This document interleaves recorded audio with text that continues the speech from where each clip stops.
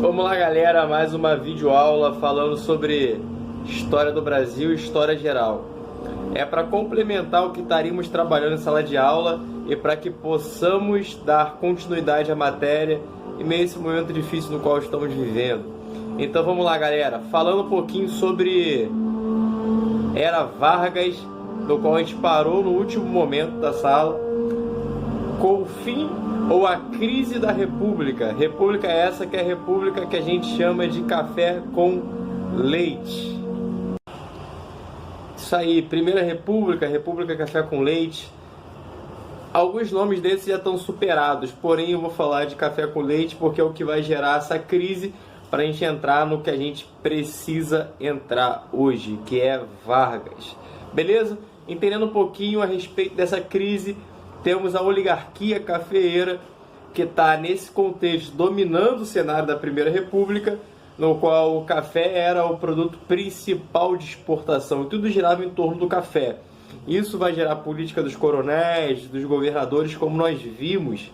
Então, essa crise com o próprio exército, com outras esferas da sociedade, profissionais liberais, no qual estava surgindo as fábricas, que a infraestrutura que a oligarquia cafeira trouxe começou a avançar, isso vai gerar um problema para a nossa nova estrutura social moderna, que está se desenhando a partir desse momento, da Primeira República, com a Constituição da Espada, com o fim do Império, Constituição ali de 1891. Então está se desenhando uma nova configuração que, por vezes, mesmo superando o Império, manteve-se uma estrutura oligárquica de grandes donos de terras, fundiários, enfim. Só mudou o produto, era o açúcar, agora se tornou o café. Enquanto a gente está numa sociedade diferente, isso vira um problema, porque a gente vai ter outros grupos sociais brigando para que isso não continue assim, centralizado na mão dos grandes proprietários de terra. Então vai começar um movimento de centralização em cima do governo, um movimento nacionalista. Por isso que a Primeira República, em cima dessa esfera da oligarquia, ela vai começar a entrar em crise. Vão se questionar os modelos fraudulentos de eleição, vão se questionar toda essa centralização de poder nessa estrutura dos coronéis, clientelista, política dos governadores, e vai se criar alguns movimentos de rupturas ou de revoltas para se romper com isso tudo, beleza? Vamos tentar entender um pouquinho essa bagaça. Temos o tenentismo ali por volta da década de 20, que vai começar um movimento de soldados, que vai sair por aí afora lutando para poder descentralizar dos senhores dos cafeicultores, os senhores de terras que tinham como produto principal o café. Esse movimento vai gerar o massacre da 18 do Forte, vai gerar a Coluna Prestes. É um movimento de oficiais que lutam contra isso.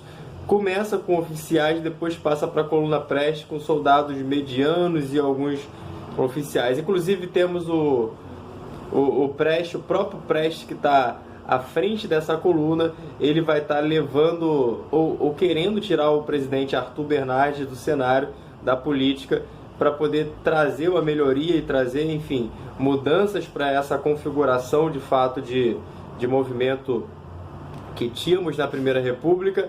Porém, essa Coluna Prestes, ela entra no interior do país, ela passa pelo Nordeste e, cara, ela vai arregaçando com tudo que está pela sua frente.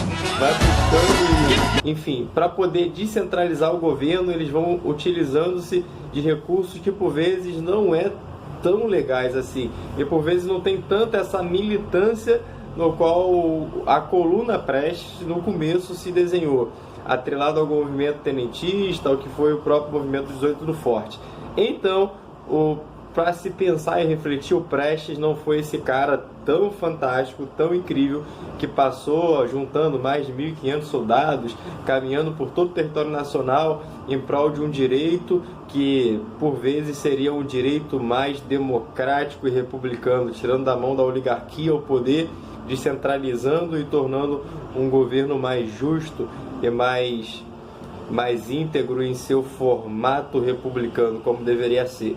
Então, para a gente pensar um pouquinho a respeito, esse movimento foi o que impulsionou essa primeira, ou esses primeiros conflitos internos com a oligarquia, e começou a se ver, o governo começou a se ver longe e fora disso tudo, longe e fora desse modelo que tinha mudado, mas não tinha mudado.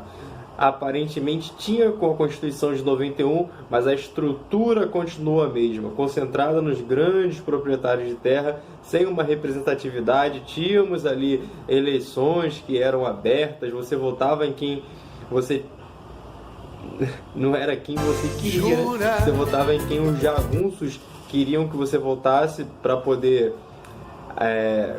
se conformar com a vontade do coronel, e assim aquela política que a gente já viu funcionar. Então a democracia não existia, a estrutura é a mesma e, enfim, a bagaça continuava da mesma forma.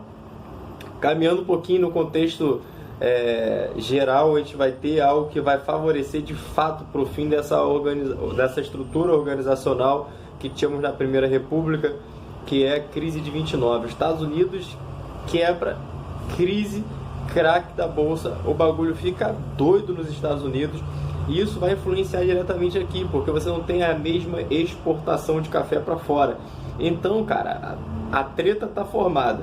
Aí os grupos políticos opositores ganham força, até que o Washington Luiz, que tá lá em 30, para passar o bastão para um cara da política de Minas, que era assim que alternava, políticos de Minas, políticos de São Paulo, por isso café com leite, que eram os produtos principais de cada região. Então, nessa política, lá em 30, depois de 29. Uau! Depois de 29, o quê? 30. Chegando em 30, tá essa bagaça toda gerando uma confusão, uma crise profunda na nossa economia e a oligarquia enfraquecida. Os produtores de café desesperados, loucos, arrancando os cabelos por conta disso. E aparece um presidente, um candidato à presidência que tinha que passar, na verdade, o bastão para um outro, que seria de Minas Gerais, só que o Washington Luiz não faz isso. Ele indica um cara de São Paulo, era vez de Minas. Exatamente. Pegar a metralhadora. Forma-se uma aliança com o governo de Minas, do Rio Grande do Sul e do Paraná, uma aliança liberal, no qual Vargas vem, tio Vargas vem como o carinha, né, o nome, e temos ali o João Pessoa como vice do Paraná. Aí, Júlio Prestes ganha. O cara que era para entrar no lugar dele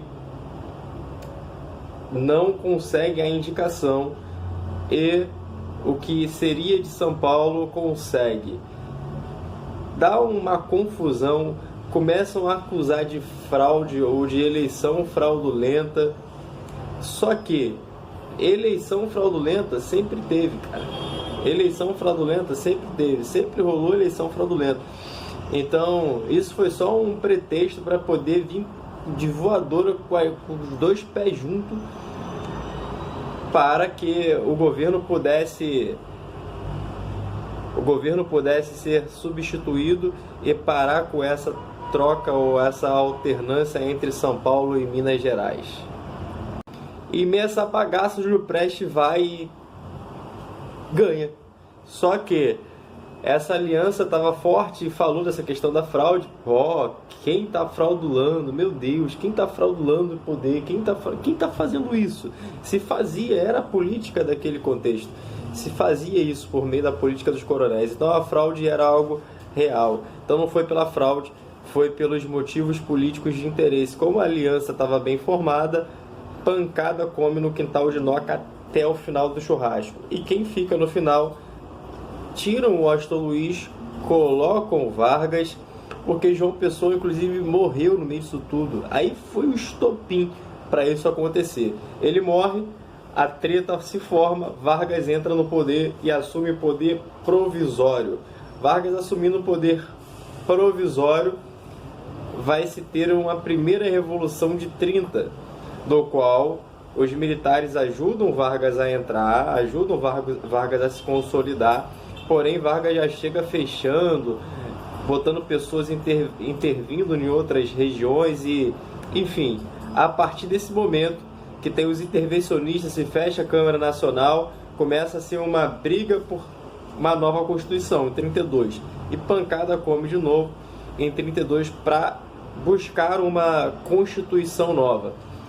A partir dessa pressão, Vargas elabora sua Constituição, uma nova Constituição, e essa Constituição fica pronta em 34. Só que em 37, inclusive em 34, temos uma mulher que foi importantíssimo para os direitos das mulheres, foi a Berta Lutz, que foi uma mulher que lutou, teve o primeiro Congresso das Mulheres e lutou por esse movimento, ou esse início de movimento feminista no Brasil. Ela veio da França e teve contato com movimentos de sufrágios para poder mulheres votarem, e chegando aqui ela luta e ela traz isso para o Brasil. E Vargas consolida em 34 com essa nova Constituição. 37, em meio a uma tentativa ou um período comunista que ele cria um chamado Plano Cohen, ele levanta uma ditadura, um Estado integralista que vai se consolidar no Estado Novo. Esse Estado ele vai ser um Estado onde vai reinar um movimento chamado populismo, no qual ele vai ser mãe dos pobres e pai dos ricos e mãe do pobre, não importa a ordem, mas ele vai dar tanto para um quanto para outro e vai trabalhar por meio das migalhas, um cara demagogo, um cara que fala bem para as massas, e a partir disso, em meio a isso, ele consegue conciliar os interesses das grandes massas e dos grandes empresários. Vendo isso e analisando isso, ele coloca medidas favoráveis a trabalhadores e consolida as leis trabalhistas, CLT, que vai estar em vigor até hoje, que dá benefícios para os trabalhadores, atende a reivindicações dos trabalhadores, e com isso ele ganha mais apoio dessas massas. Porém, ele avança e faz uma política totalmente voltada para esse regime integralista, favorecendo também os grandes empresários e colocando cada vez mais a população em suas mãos, por meio da educação, por meio do esporte. Ele faz isso de forma ampla, atingindo toda a nação e consolidando esse poder em meio às massas, fazendo uma grande massa de manobra. Esse é o cenário maior que a gente pode trabalhar, o que Vargas fez. E no que vinha acontecendo pelo mundo, a gente tem um período chamado Belle Époque, que vai estar no final da década de 1880 e até o início da Primeira Guerra Mundial, 1914. E para entrarmos nessa grande guerra, a gente tem que entender alguns fatores, como o nacionalismo e o imperialismo que ocorria na Europa no século XIX.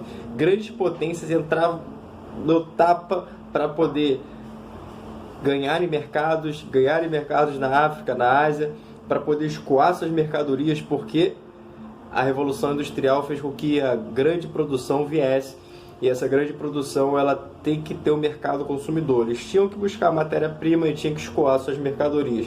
Nisso, a Alemanha se unifica tardiamente com Otto von Bismarck por meio de ferro e sangue, e nessa unificação eles vêm com tudo, arregaça, meu irmão, voadora, 2 pés junto no peito da França e da Inglaterra, e começa a dificultar ou a aumentar a concorrência. E isso gera um período de tensão que vai desembocar na Primeira Guerra, porque temos 2 grandes potências controlando os Balcãs, que é um lugar de grande interesse político, de extração de matérias-primas, de minérios, enfim. E esse Balcão, que vai ser uma zona de importante domínio, ele vai gerar grandes conflitos, porque tinha 2 grandes potências ali, na verdade, 2 grandes impérios, o Império Austro-Húngaro e Turco-Otomano, e vamos ter ali grandes povos que estão surgindo, saindo da mão desses grandes impérios, e grupos que estão tentando se aproveitar desses povos, como a Rússia e o pan-eslavismo. Porque se surge o pan-eslavismo, que é o grupo, o total de eslavos, a sua grande maioria de eslavos juntos como uma nação, a Rússia se aproveita, pancada come de novo contra esses 2 grandes impérios. É isso que acontece pelo estopim promovido por Francisco Ferdinando, um príncipe herdeiro do Império Austro-Húngaro, um cara muito safo que vai passear num belo dia, acorda, vou passear, resolve passear em regiões que estão conflitantes, em meio a essas alianças que estão sendo feitas. E quando ele vai passear lá em Sarajevo, que tem uma forte ligação com os sérvios, o que acontece? Um cara graviniano príncipe, que é da mão negra, que trabalha para o pan-eslavismo, ele vai fazer o atentado, vai matar o Francisco Ferdinando, sendo ele da Sérvia, aliado à Rússia, pancada come contra o Império Austro-Húngaro. E ali já temos alianças sendo formadas, Império Austro-Húngaro com a Alemanha, Inglaterra, França e Rússia, Itália e Japão quicando de um lado para o outro, igual ping-pong. Mas no final ele para com a Entente, né, que é Inglaterra, Rússia e França.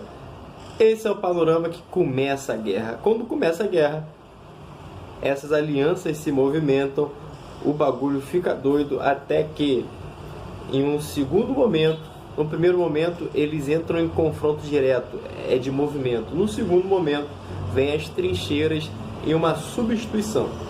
Sai a Rússia em 17, entra os Estados Unidos e o que acontece? Estados Unidos começando a se tornar uma grande potência, se aproveita desse momento para vender, lucrar. Ele, já tá bom, já ganhei bastante. A indústria bélica, inclusive as mulheres entrando para as indústrias na Europa, porque os homens estavam na frente de batalha. A introdução das mulheres no mercado de trabalho foi dessa forma que se deu. E os Estados Unidos, eles entram agora para poder acabar com essa bagaça. Já tinha lucrado muito, chegou a hora de botar um ponto final. A guerra não atravessou o Atlântico, estava só na Europa. Eles entram igual uns morcegos, depois de ter sugado o sangue de todo mundo. Agora ajudam a finalizar a guerra com os seus aliados e começa uma reconstrução logo em seguida. A Entente vai ganhar porque não tem vencedores, né? Vai ser a favorecida. Com o revanchismo que estava até no início desse conflito entre França e Alemanha, no qual a França perde uma guerra lá em 1870 para o que vai se tornar a Alemanha, né, a guerra franco-prussiana.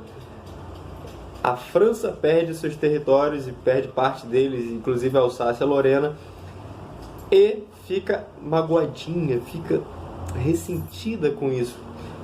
Quando a França vence pela Entente, a Alemanha está do outro lado, naturalmente a Alemanha ela vai fazer o quê? Ela vai, perdendo essa guerra, ela vai se colocar numa situação de agora estar na mão dos vencedores. E a França, sendo uma das vencedoras, vai fazer o seu tratado na sua casa e impor sérias sanções à Alemanha, redução de exército, enfim, um monte de coisa. A Alemanha se lasca e vai gerar um novo sentimento de revanche. Antes era da França, ela consegue se vingar. Agora a Alemanha fica com esse sentimento que